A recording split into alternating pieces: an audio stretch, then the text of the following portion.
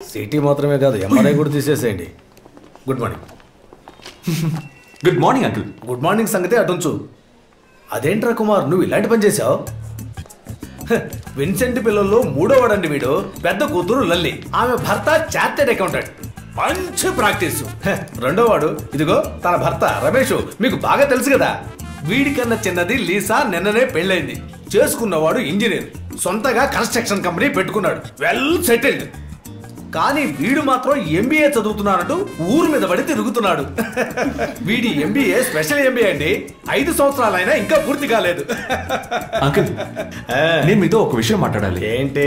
నా ఫ్రెండ్ వాళ్ళ ఫాదర్ కి కార్డియో చెకప్ చేసినప్పుడు అతనికి 2 బ్లాక్స్ ఉన్నాయట. అతనికి యాంజియోప్లాస్టీ చేయాలన్నారట. Very good. యూమేగో నువ్వురా. మీ ఫ్రెండ్ తాలూకు ఫ్యామిలీ ఫైనాన్షియల్ గా సౌండా? వేరే సౌండ్, డబ్బు అసలు మ్యాటరే కాదు. Very good. వాళ్ళని ఇక్కడికే రిఫర్ చేయి. వేరే ఏదైనా హాస్పిటల్ వెళ్ళారనుకో వాళ్ళు చౌకబర్ స్టెంట్లు వేస్తారు. హార్ట్ కు సంబంధించిన విషయం కదా, మనం రిస్క్ తీసుకోకూడదు. అర్థమైందా? అందుకే తెలిసిన మనలాంటి వాళ్ళైతే బెటర్. వాళ్ళకి కొంచెం ఎక్స్పెన్సివ్ అయినా ఇంపోర్టెడ్ మెటీరియల్ యూజ్ చేద్దాం. ఓకే, అలా అయితే వాళ్ళని ఇక్కడికి పంపించనా? ఇంకా ఆలస్యం దేనికి, వెంటనే పంపించు. ఓకే వదినా, నేను కార్లో ఉంటాను. ఆకొస్తే చెప్పు. కుర్రోడు కాస్త బాధ్యత లేకుండా తిరిగినా కొన్ని విషయాల్లో చురుగ్గానే ఉన్నాడు. అయ్యో నాన్న, నీకెందుకు డబ్బు గురించి అంత యావా?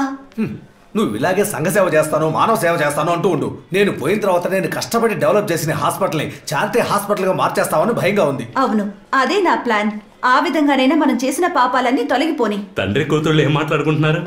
రమేష్, ఈ హాస్పిటల్ ని నేను నీ పేరున రాయబోతున్నాను. ఎంతైనా విన్సెంట్ కొడుకు కదా, బిజినెస్ లో కరెక్ట్ గా ఉంటావులే. సంతోషం. మామ అల్లుళ్ళిద్దరూ మంచి జోడి, made for each other.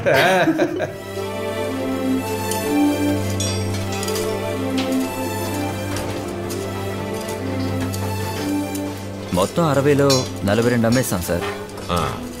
Balance 18 hold చేస్తే మంచి ధర కమ్మచ్చు. అయితే హోల్డ్ చేద్దాం. Okay sir. ఆ నేపాలి కూడా ఇంకా రాలేదా? రాలేదు సార్. ఏమైంది సార్? సిగరెట్లు తెమ్మని పంపించానయ్యా. ఇక్కడ ఆపు. ఏదైనా అవసరం అయితే ఫోన్ చేయి. Okay sir. టెక్స్టైల్ కంపెనీకి వెళ్ళి అక్కడ లేవు, ట్రాన్స్పోర్ట్ కంపెనీకి వెళ్ళి అక్కడ లేవు. నేను ఫోన్ చేసే తీయొచ్చు కదా. ఈ కన్స్ట్రక్షన్ సౌండ్ లో ఏది వినపట్లేదురా. నువ్వు వచ్చేది మంచిదే అయింది. బండెక్కు. साहब ये आपका सिगरेट. నేను నీతో 555 సిగరెట్లే కదా తెమ్మన్నది. ఎందుకురా ఇవి తీసుకొచ్చి చంపుతావు? साहब वही है ब्रांड सिगरेट है. 555 తీసుకురామంటే 555 తీసుకురావాలి. ఈ నేపాలీస్ కి బొత్తిగా తెలుగు అర్థం కాదు. ఈ నేపాల్ వాళ్ళకి తమిళ బాగా తెలుసు. సరే ఇదిగో తీసుకురా, పో పో. जी साहब. సిగరెట్ అంటే అది 555. వేరే ఏ సిగరెట్ లోనూ ఆ టేస్టే రావడం లేదు.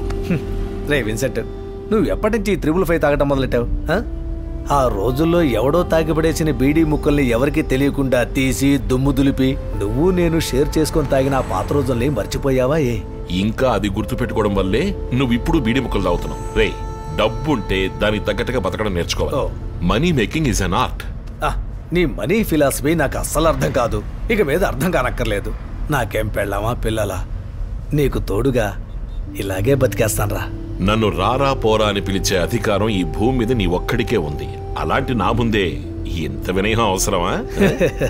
రే, ఇలాంటి పెద్ద పెద్ద బాధ్యతలన్నీ నాకు అప్పగిస్తే అస్సలు నిద్ర పట్టడం లేదురా. రే, గుంటూరులో స్థలం అమ్మిన తాలూకు అడ్వాన్సు ఇందులో ఉంది. దీన్ని నీ చేతికి ఇవ్వటం కోసం పొద్దుటి నుంచి నిన్ను వెతుక్కుంటూ పిచ్చోళ్ళ తెగ తిరుగుతున్నాను. ఇదిగో తీసుకో. విశ్వాసపాత్రుడైన బినామీ యొక్క ఆత్మస్థైర్యం. అన్నిటికీ ఏదో ఒకటి అంటూనే ఉండు. నా కష్టం ఏంటో నాకే కదా తెలుసు. ఎందుకురా భయపడతావు?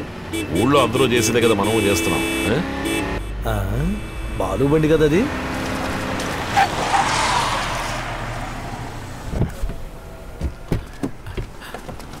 బావా. ఏంటి బావా? రేవు పక్కన 10 ఎకరాల స్థలానికి మనం టోకెన్ అడ్వాన్స్ ఇచ్చాం, గుర్తుందా? ఆ ముసలాడు చచ్చిపోయాడు. ఏంటి? వాడికి ఒకే కొడుకు అమెరికా నుంచి తిరిగి వచ్చాడు. వాడికి ఆ స్థలాన్ని అమ్మే ఉద్దేశమే లేదట. రేపు ఎల్లుండో తిరిగి వెళ్ళిపోతాడట. ఇప్పుడు ఏం చేద్దాం? ఎప్పుడు బాడీ తీస్తారు? ఈ రోజు 3 గంటలకి. సరే నువ్వు బండి తీ, మనం అక్కడికి వెళదాం. ఏంటి? నువ్వు బండి తీ. దాసు, వెళ్లేదాలో పుష్పగుచ్చం కొనాలి. ఆ రేవు పక్కన ప్రాజెక్ట్ నా డ్రీమ్ ప్రాజెక్ట్. దాన్ని వదులుకోను. మనం ఐటికి వ్యాపారం మాట్లాడితే బాగుంటుందా? అలా కాదురా, పరామర్శించడానికి వెళ్ళినట్టుగా వెళ్ళి ఓ రాయేసి చూద్దాం. సూరుగాలు ఒకడేడుతుంటే చుట్టండించుకోవడానికి నిప్పటికి ఆడట వెనకటికొకడు. ఫిలాసఫీ.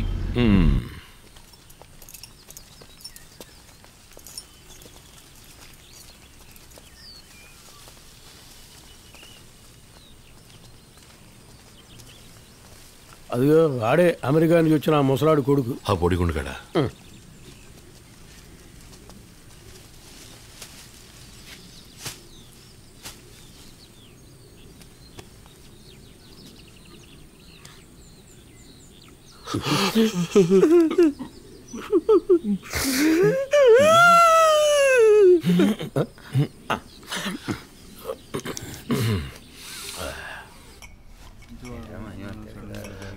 ఇటు మన ఇస్తాను. పర్లేదు, నేను పర్వాలేదు, ఇస్తానండి. ఇవ్వు.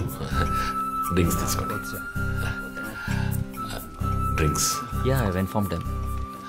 నేను ఇస్తానులే. డ్రింక్స్ తీసుకోండి.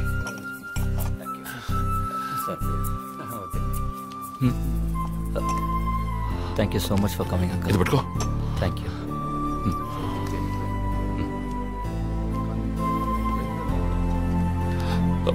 బాధపడకండి, అన్ని ధైర్యంగా ఫేస్ చేయాలి. సాధారణంగా ఈ పనులన్నీ ఇరుగు పొరుగు వాళ్ళే చూసుకుంటారు, కానీ మీకు ఈ ఊళ్ళో ఎవరూ లేనందువల్ల మేమే చొరవ తీసుకుని. Thank you mister Vincent. Business చేస్తున్నాను, Vincent group of companies. Please come sit down. చనిపోయిన థామస్ గారు నాకు తండ్రి లాంటి వారు. మా నాన్న పేరు థామస్ కాదు, జోసెఫ్ అండి.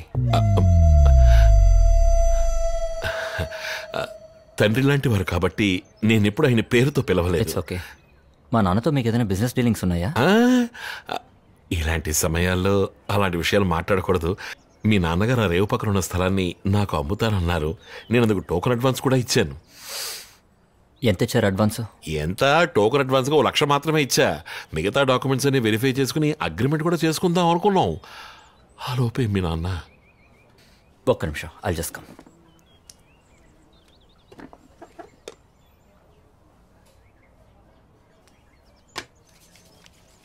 చెక్ ఎవరి పేరు మీద కావాలి? క్యాష్ చెక్ కావాలి? అయ్యో, నేను వచ్చేది అందుకు కాదు. మీరొక్కరే కదా ఆయనకి వారసులు. అలాంటప్పుడు మీరేగా అగ్రిమెంట్ చేయాలి. ఆ విషయం మాట్లాడదామనే వచ్చా. ఇదిగోండి, క్యాష్ చెక్ రాశాను. స్థలాన్ని అమ్మదలుచుకోలేదు. సంస్కారం ఉన్నవాళ్ళైతే నాన్న చనిపోయిన రోజే వచ్చుండేవారు కాదు. అయ్యో, మీరు ఇక్కడ చాలా బిజీగా ఉంటారు. రేపు తిరిగి వెళ్ళిపోతున్నానని తెలిసింది. నేను నా సైడ్ క్లియర్ చేసుకుందామని వచ్చాను, అంతే. Sorry, very sorry. It's all right. David, just a minute. సూరుగాల్లో నిప్పడిగితే ఇట్టాగే ఉంటది. నేను అప్పుడే చెప్పాగా. ఇప్పుడు ఎందుకు ఇది? ముందు ఒక దమ్ము లాగనివరా. మనం వచ్చేప్పుడు జస్ట్ ఎ మినిట్ అని సౌండ్ వినిపించిందే. ఆ సౌండ్ వింటే డేవిడ్ తాలూకు అన్ని వ్యవహారాలు డిసైడ్ చేసేది ఆవిడే అనిపిస్తోంది. నువ్వు అలా ఏం అనుకోవద్దు. తన్నులు తిన కూడా వచ్చిందే పెద్ద విషయం. అన్నీ అనుకున్నట్టే జరగవు. మనం వేరే చూసుకుందాం, పద. సరే mister Vincent, just a minute. వినోగా, జస్ట్ ఎ మినిట్. యాక్చువల్లీ ఆ స్థలం 10 ఎకరాలు కాదు, 25 ఎకరాలు. మొత్తంగా తీసుకున్నట్టయితే ఐఎమ్ రెడీ. మిస్టర్ డేవిడ్, నాన్నగారు చనిపోయిన రోజే మీతో బిజినెస్ మాట్లాడటం సంస్కారం కాదని నాకు బాగా తెలుసు. కానీ ఏం చేస్తాం, బిజినెస్ ఒక యుద్ధం లాంటిది. సరైన సమయంలో సరైన నిర్ణయం తీసుకోకపోతే అది చివరికి నష్టాన్నే మిగులుస్తుంది. రామయ్య, ఆ సంజయ్ ఇవ్వు. 25 ఎకరాలంటే మనం తట్టుకోగలమా? ఏదోలా మేనేజ్ చేద్దాంలే.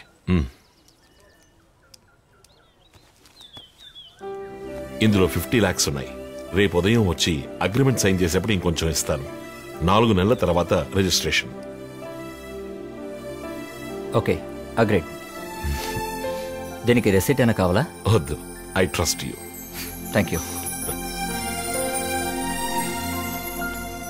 విన్సెంట్, గట్టడివురా నువ్వు. అమ్మా.